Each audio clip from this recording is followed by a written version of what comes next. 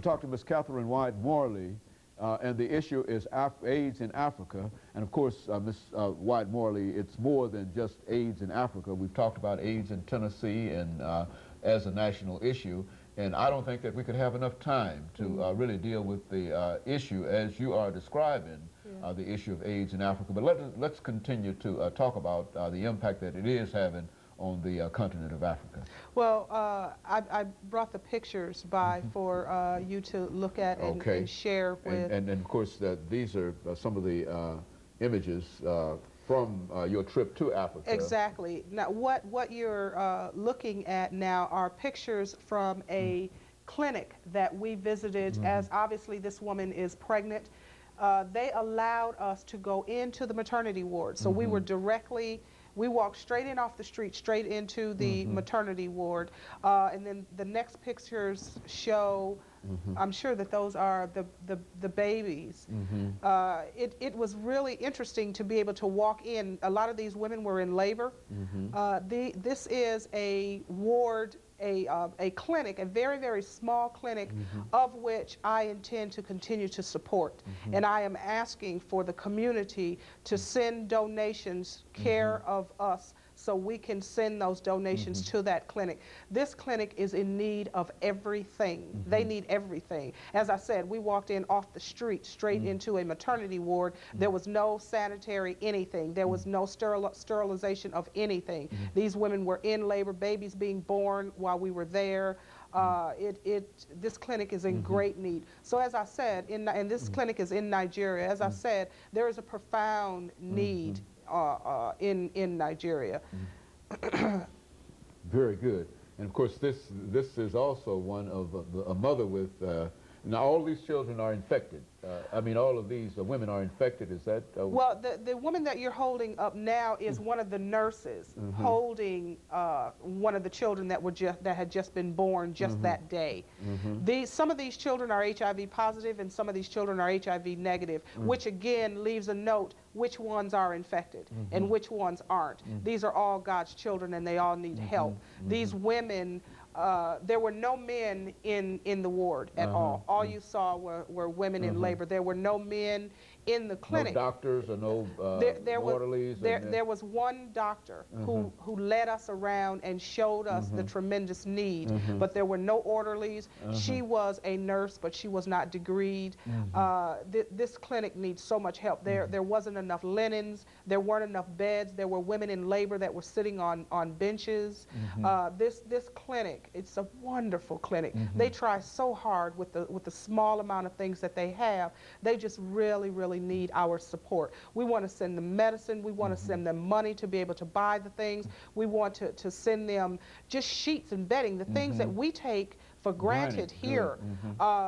Stethoscopes, they don't have those kinds of things. As I said, just the small things that we take for granted here, those people at that clinic really need it. Those women had nothing. What has been the government's response to this, the Nigerian government?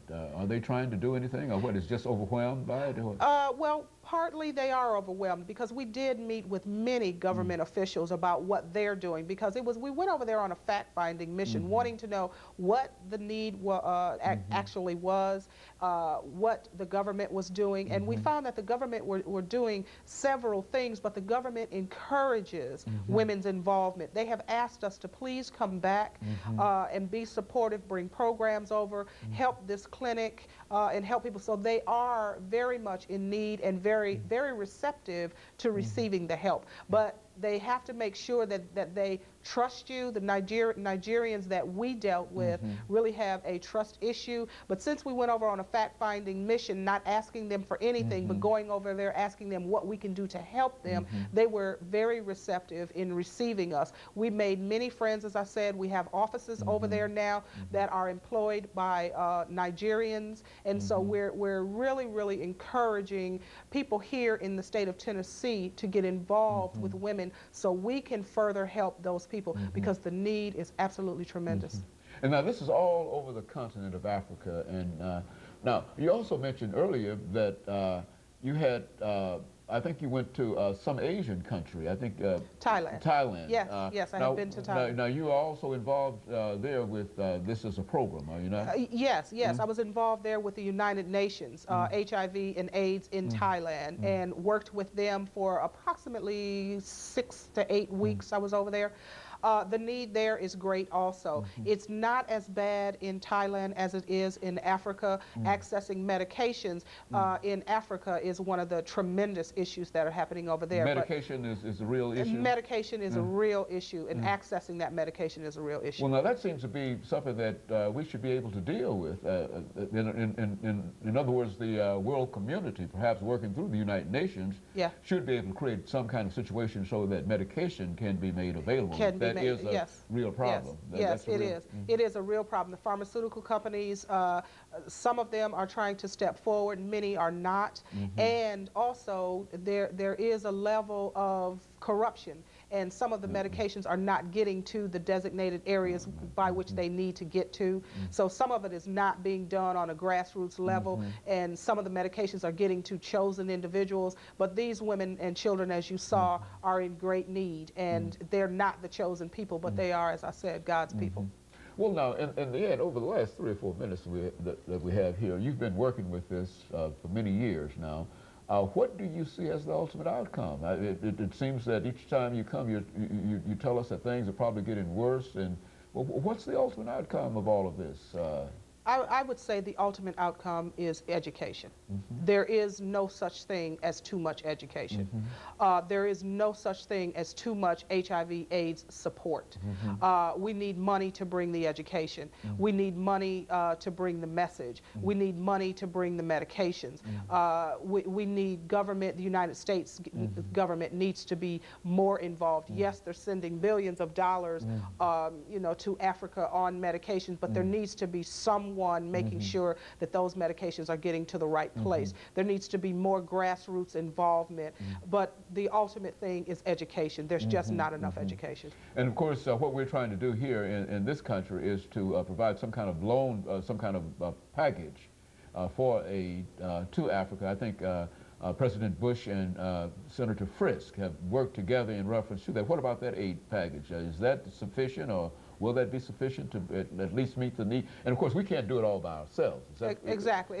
And the United States should not be held accountable to do all of it by ourselves. I agree with that. But no, that package is not enough. It's just not enough. When in the United States, 1 in 60 African American women are infected, that's not enough in the United States. And if we think that those rates of infection are extremely high, then rates of infection on the continent of Africa are quadruple that. When some communities, the whole village, are infected and children are born with no means of taking care of themselves, we need more money, more support, and definitely more education. And more education. Absolutely. Education. So we just can't do enough. We cannot do enough. And that's surprising. That's the surprising thing about it, is that if education seems to be the key, education is almost the most inexpensive thing that we can provide. Absolutely. And it's through education.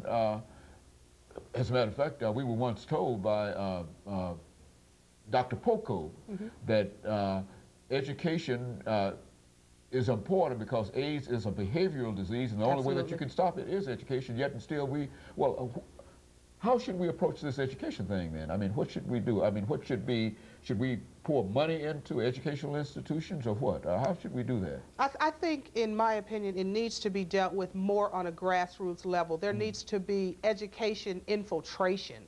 We need not take for granted that because I know something, you automatically know it. We need to start educating, especially here in the United States, our children at younger ages. We also need to begin to really put forth tremendous effort, not only to throw money at an issue, but also throw strong education and strong risk reduction education messages and materials in the United States as well as in Africa. And so we can, you believe that in the end we can beat this disease. Oh, We're absolutely. going to have to. Absolutely. Absolutely. As I said, I'm a person living with the disease, and I have been living with the disease for 11 years, and will continue, you know, to move forward. You can live with this disease, but it takes a lifestyle change, it takes education, and it takes a dedication and a commitment. Very good, and you've got that dedication and commitment. Absolutely. And let me thank you for coming by, and as we Thank said you. before, each time that it certainly takes courage to do what you're doing, but to bring the kind of enthusiasm and the kind of passion to what you're doing, I think that that's more than courage, and we want to simply commend you for that. And let us encourage our audience to tune in again next week for another informative edition of Comments. Thank you and good morning.